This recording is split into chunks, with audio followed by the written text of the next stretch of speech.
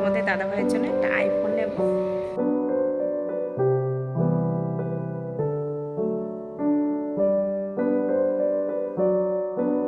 নমস্কার, কেমন আছো সবাই? আশা করি সবাই খুব ভালো আছো। একটা নতুন ভিডিওতে তোমাদের সবাইকে স্বাগত। দেখো আমরা কোথায় এসেছি। আগে একটা ভিডিওতে তোমাদের দেখিয়েছিলাম যে আমরা অ্যানিভার্সারি গিফট দেখতে এসেছি। তো আজকে এসেছি অ্যানিভার্সারি গিফট নিতে।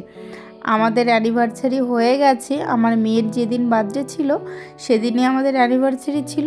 তখন তো আমি তোমাদের দাদাভাইয়ের কাছে ছিলাম না, আমি গেছিলাম বাবার বাড়িতে, ওখানেই মেয়ের বার্থডে করেছিলাম, তোমরা তো দেখেছো। কিন্তু তোমাদের দাদাভাই তখন কলকাতায় ছিল, তো তখন তো অ্যানিভার্সারি গিফট নেওয়া হয়নি। তো সেই গিফটটাই আজকে নিতে এসেছি। আগে থেকেই প্ল্যান ছিল তোমাদের দাদাভাই কি দেবে আমাকে, তো নিজেই নিয়ে নিত। আমাকে বললো ঠিক আছে তুমি আসো, তারপর দুজন মিলে একসঙ্গে যাব গিফট কিনতে। তো এখানে মাইক্রো ওভেনও দেখছিলাম, তো মাইক্রো ওভেনও নিয়েছি। আমাদের কোনটা নেব সেটা পছন্দ হয়ে গেছে, তো তারপর এখানে বিল করছি। তো এখন দুটো জিনিস নিয়ে যাচ্ছি, ওয়াশিং মেশিন আর মাইক্রো ওভেন। আর একটা জিনিস নেওয়ার কথাও চলছে, তোমাদের দাদাভাইয়ের জন্য একটা আইফোন নেব। তো দেখা যাক কি পছন্দ হয়। তো নিচে কথাবার্তা বলছে তোমাদের দাদাভাই, চলো নিচে যাই।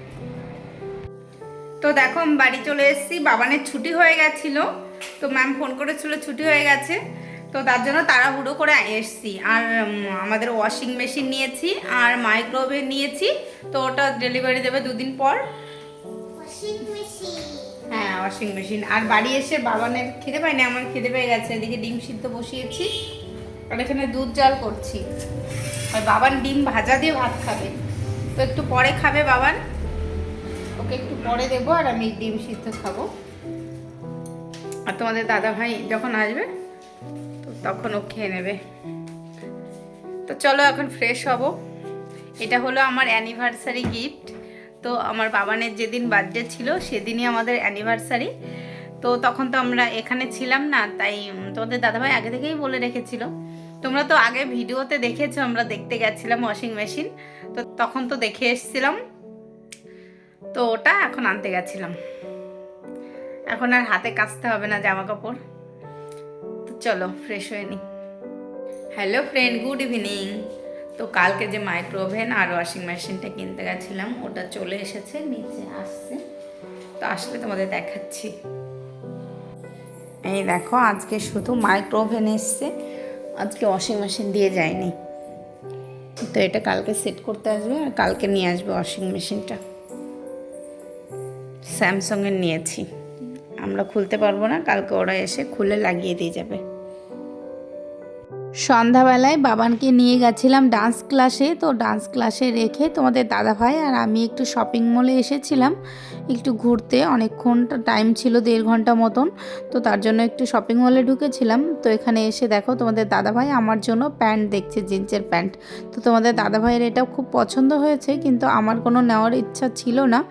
তো বারবার করে রিকোয়েস্ট করছিল, কিন্তু আমি আর নিইনি, আমার প্যান্ট নেওয়ার সেরকম কোনো ইচ্ছা নেই। বাবানকে ডান্স ক্লাসে দিয়ে আমি আর তোমাদের দাদাভাই একটু ঘুরতে এসেছিলাম, একটু শপিং মলে এসেছি। কিছু পছন্দ হয়নি আর নিইনি। এখন বাড়ি যাব বাবানকে নিয়ে, প্রায় ছুটি হয়ে গেছে বাবানের। তো চলো এখন যাব।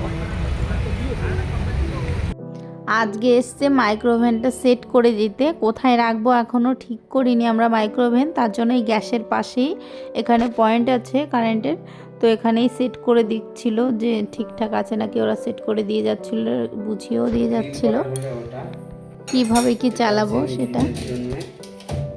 এটা কেক, পিজা, পাউরুটি এগুলো ডো তৈরি করা, কেক তৈরি করতে লাগবে।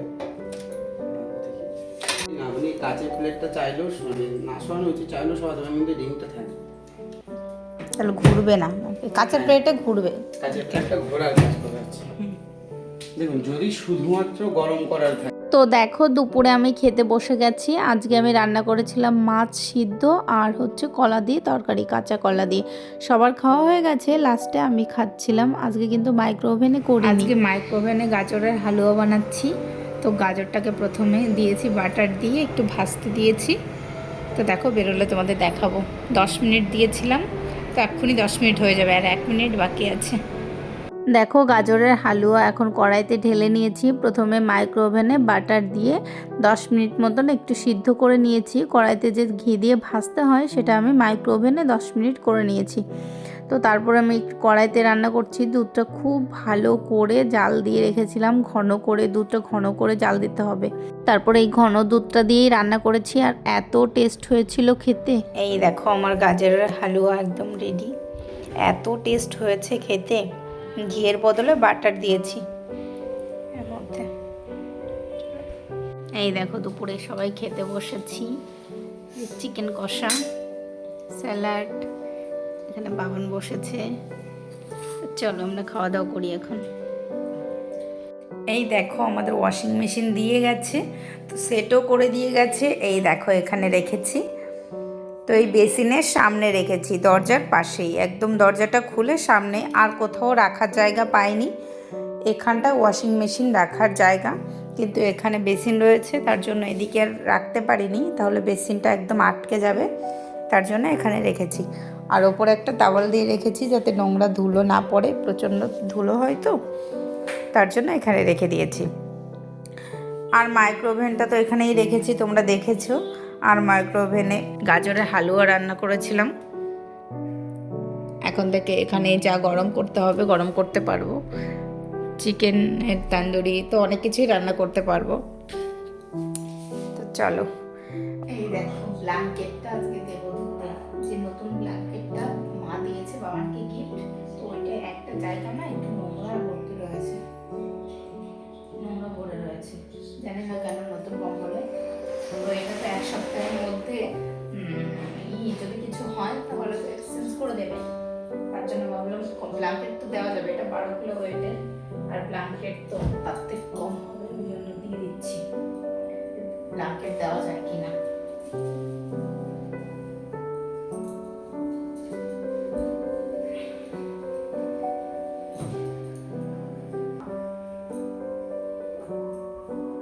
কি গো, ঢোকাতে পারছি না, আসো না একটু।